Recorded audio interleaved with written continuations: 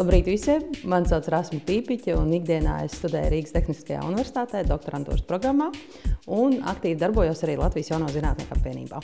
Tas, ka es bērnībā vēlējos kļūt par ikaru un gribēju lidot, protams, apliecina to, ka man ļoti vienmēr ir interesējuši putni un varbūt arī ir kāds tāds bērnības stāsts, kas varbūt nav tik ļoti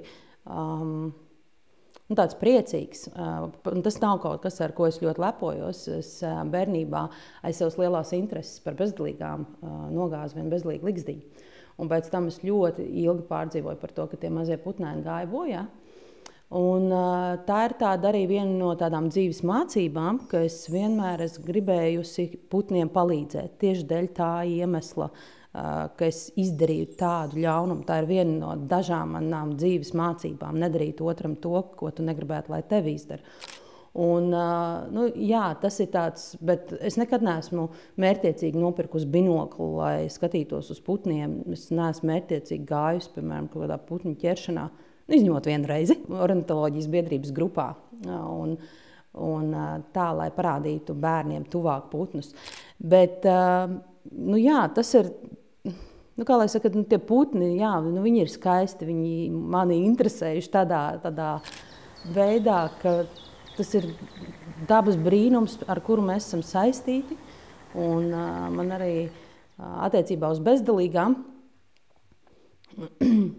es dzirdēju vienu pētījumu, ka bezdelīgu skaits samazinās un ka tas arī ļoti saistīts ar vispār vides kvalitāti, kurā mēs dzīvojam. Un, protams, viss ir saistīts. Tātad ir putni, ir labi, nav putnu, ir slikti. Protams, Latvija ir ļoti maza. Un es iepazinos ar tādu puisi kā Viesturs Ķeras. Un mēs ļoti daudz darījām kopā tādas lietas, kas bija pilsoniskās sabiedrības aktivitātes, kuru vajadzēja pārstāvēt pilsoniskās sabiedrības viedokli dažādos formātos. Un reiz kādā sarunā mēs ar Viesturu runājāmies par, es pat īsti neatceros vairāk, kas tieši bija tā sarunas tēma, bet noteikti par nevalstiskajām organizācijām, par darbību tajā, par kaut kādu lietu organizēšanu. Un Viesturs man saka, Rasma, bet nevēlētos iestāties ornitoloģijas biedrībā. Un es viņam teicu, hei, bet labi, es iestāšos, bet tad tev jāiestājās Latvijas Pilsoniskajā aliansē. Un, protams, ka tajā laikā es neko vispār tā pa putniem nedomāju, tas man nebija aktuāli, bet vienmēr man ir interesējusi daba un dabas aizsardzība.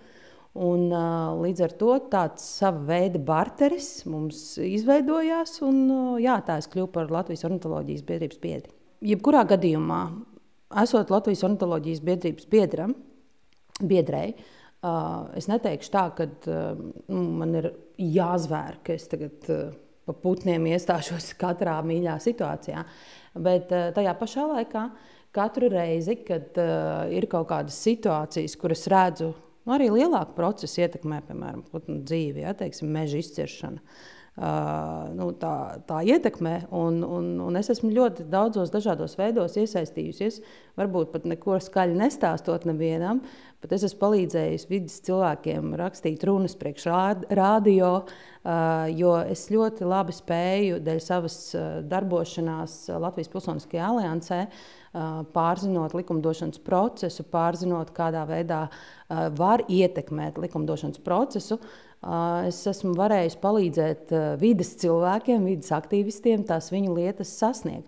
Un tas ir ļoti normāli, ka katrs mēs, protams, kaut ko citu. Un vienmēr, tad, kad es runāju par organizāciju attīstību, es cilvēkiem stāstu, ka tev nav jābūt katru svētdienu vai sestdienu tīreli un jāpēta putni, bet tu katrai organizācijai var dot to, ko tu proti. Tā viena no tādām pirmām saskaras lietām, ko mēs darījām kopā, es palīdzēju Latvijas ornitoloģijas biedrībai iestāties par to, lai lidostā izvietot ziedojumu kastīti.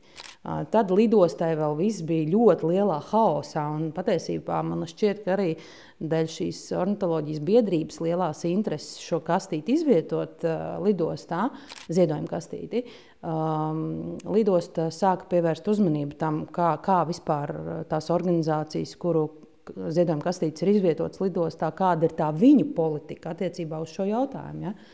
Un manuprāt, ka katrs cilvēks, kurš Latvijā grib darīt kaut ko, viņam nav jādomā, kā es tagad kļūšu par entuziastu putnu vērošanā, bet viņš var nākt ar savu pienesumu, to, ko viņš prot, vai viņa prot, un pateikt, jā, es esmu gatavu 1 stundu nedēļā veltīt šai organizācijai. Tas būtu forši. Es piedalījos vienā pasākumā, kas arī bija Latvijas dabas fonda pasākums, un tur bija arī ļoti daudz ornitologi. Un tie stāsti, protams, aizrauja. Ja?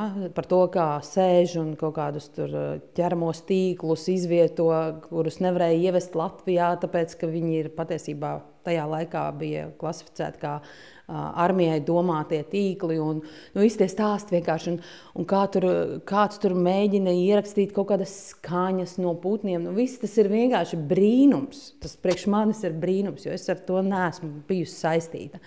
Un tad man likās, ka ļoti būtiski būtu šos stāstus aizvest līdz skolām, līdz bērndārziem. Un man likās, ka katrā skolā varētu uzstādīt videokameru, ar kuras palīdzību varētu vērot, kā pavasarī putni veic ligzdu pīšanu, tad dolu dēšanu un kā viss tā jaunā paudze ar putniem rodas un tā. Un man jāsaka, ka diezgan grūti ir dažādās izglītības iestādēs vispār ienākt ar šādām idejām. Bet es domāju, ka tas, ko biedri var darīt, vairāk padomāt par to vidi, arī kur es esmu, tas biedrības biedrs, bet arī man taču ir visa sociālā vide, kur es pavadu laiku, vai kur mani bērni pavada laiku, kur mani radinieki pavada laiku. Nedomāt, ka tā būšana biedrībā ir kaut kas tāds lokāls, tikai vienkārši es esmu tur tajā biedrībā, slēgtā klubā, mēs tur viens otru atbalstam un rīvējamies, bet tās pārmaiņas īstenībā var panākt, ja tu ieraugi, ka tās lietas ir maināmas ikdienā, kur mēs esam, kur mēs dzīvojam. Es joprojām redzētu to, kad Jūrmālas valsts ģimnāzijā katru pavasari uz lielā ekrāna rādītu, kā putni bija ligzdas. Un kā rodas jaunā putnu paudze. Jā, es esmu saņēmis pārmetumus, vai tas būs ētiski. Bet mēs taču zinām, ka putni tiek vēroti visos procesos internetā un tā. Viens no nozīmīgākajiem vēstījumiem, manuprāt, būtu tas, ka mums ir jāiemāca bērniem mīlēt putnus. Tas varbūt izklausās ļoti tā dzejiski, un ko tas nozīmē mīlēt putnus un tā, bet tiešām varbūt tās saiknes, tā mīlestības, vairāk domāju to saiknes saprašanu, cik ļoti tas putns debesīs ir saistīts ar tavu dzīves kvalitāti. Cilvēkiem ir svarīgi saprast to sasaisti, kā tas ietekmē manu dzīvi. Un tāpēc, piemēram, mēs arī Latvijas Jauno zinātnieku apvienībā mēs plānojam sarunu festivālā Lampa stāstīt cilvēkiem, kā tieši zinātniskie kaut kādi atklājumi ietekmē manu kā cilvēka dzīvi. Un es domāju, ka tas arī jādara Latvijas ornitoloģijas biedrības biedriem, kur ir profesionāļi ornitoloģijā, bet es tiešām redzu, šad un tad daudz kas tiek darīts, tiek skaidrots, bet es vienmēr domāju, ka vienmēr tie mērogi var tikt palielināti. Un nekad nevajag kautrēties iestāties par putniem, jo vienkārši interešu aizstāvība arī ir par tiem, kuri nevar savā vietā pateikt neko. Un vairāk tādu cilvēku kā Viesturs Ķerus un pārējie, kas ir tie aktīvie, bet tev nav jābūt doktora grādam, lai tu varētu iestāties par putniem. Ik viens cilvēks, kas ir Latvijas ornitoloģijas biedrībā, var savā darba vietā, es domāju, ka katram ir sava darba vieta, arī stāstīt par to, kas ir Latvijas ornitoloģijas biedrība, kas ir tās aktivitātes, ko veic un kāda tam ir ietekme. Ja?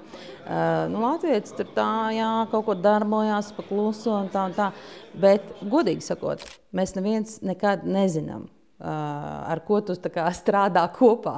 Un tas stāsts par sevi, ja tu tam putnu dzīvē sako līdzi, nekautrēties stāstīt par to. Un varbūt arī ir citi cilvēki, kuriem tas interesē.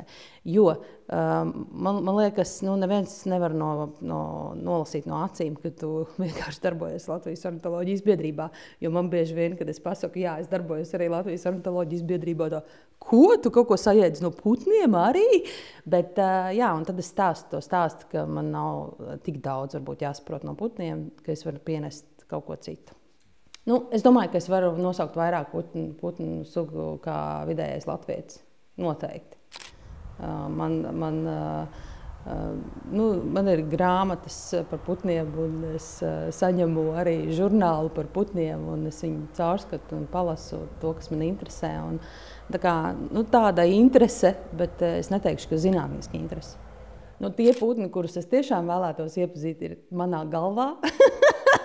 Man nav tādas ambīcijas iepazīt visus pasaules putnus. Protams, tad, ja es ceļoju, es vienmēr pievērsīšu uzmanību putniem visos zooloģiskos dārzos, bet man jāsaka atklāti. Tad, kad es viņus redzu tajos zooloģiskos dārzos, man vienmēr ir viņu žēl.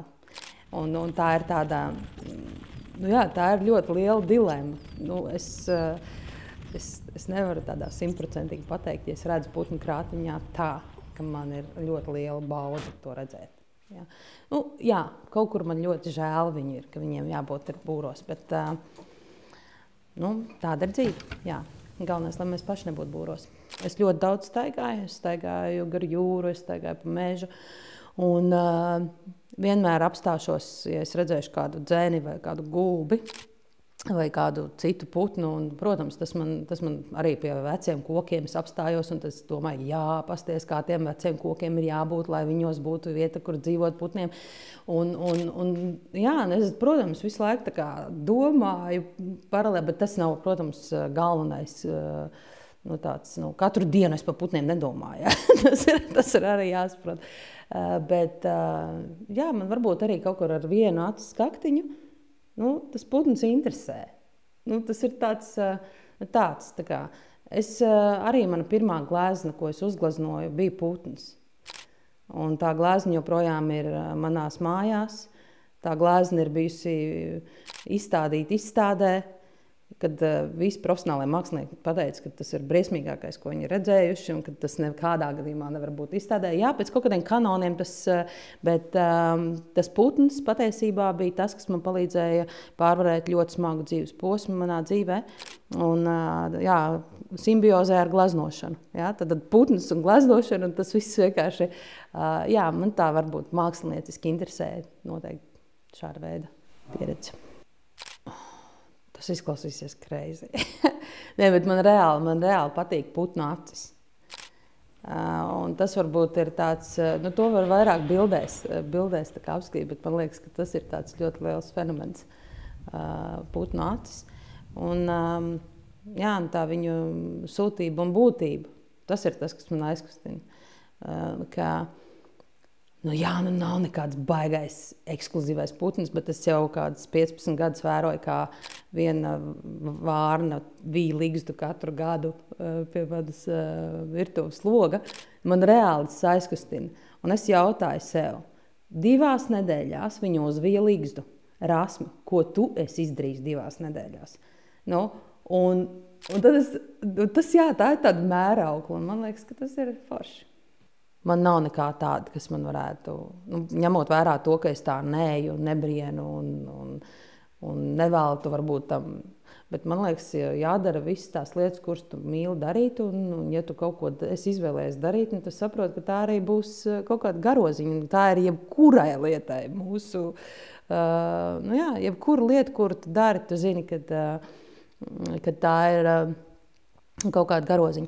Es teikšu tā, es neteikšu, ka man patīk 5 no rīta celties, bet es katru dienu esmu 5 no rīta jau savā darba vietā un strādāju.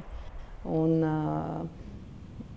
tā arī ir sava veida garoziņa, bet tajā pašā laikā, tad, kad es savus 3 zelta stundas nostrādājusi, savu radošo potenciālu izlikusi, Es varu tikties ar Latvijas ornitoloģijas biedrības biedriem un darīt visu, ko man sirds kāro. Tā kā, manuprāt, atrast balansu, līdzsvaru tajā, ko tu dari. Un, ja tev patīk putni, kāpēc nepaciest arī kaut kādas sliktas laikapstākļus? Ko tur mīlēt? Visi putni mīļi, bet, ja man tā jāizvēlās, tad es gribētu pateikt, ka ļoti priecājos šodien intervijai sākoties, redzēt Latvijas ornitoloģijas biedrības spēli izveidoto par putniem, par dzīvotnēm, un mans mīļākais putns ir un paliek bezdalīga. Starp citu, arī mana vecmāmiņa man iemācīja pēc bezdalīgas uzvedības noteikti laikapstākļus. Un, tas var būt tāpēc, ka es varēju pateikt, jā, bezdalīgi zem lido, tad tur būs vētra nāk vai kaut kas tāds. Tā kā būs negaiss. Lūk, tā kā, jā, bezdalīgi ir viens no maniem mīļākiem putniem. Putni ir putni, un mēs esam cilvēki. Un ņemot vērā to, ka es savā darbā vienmēr saku cilvēkiem, ka tev ir jābūt tādā darba vietā, tādā organizācijā, kur tevi ciena, kur tevi pieņem, kur tevi atzīst. Mans teiciens, ko es parasti saku, ir arī saistīts ar putniem. Un tas ir zelta pīle, dēļ, zelta olas tajā vietā, kur viņa ir, nevis kur viņa nav. Un tādā veidā cilvēks iedrošinot nepalikt toksiskās darba vietās, starp toksiskiem cilvēkiem, bet iet un atrast to vietu, kur tu mīli to, ko tu dari, kur tu vari tās savas zelta olas kā cilvēks dot sabiedrībai, dot tam konkrētai tēmai. Un arī, ja tev kādreiz ir grūti, kāpēc nebūt brīvprātīgajiem Latvijas ornitoloģijas biedrībā?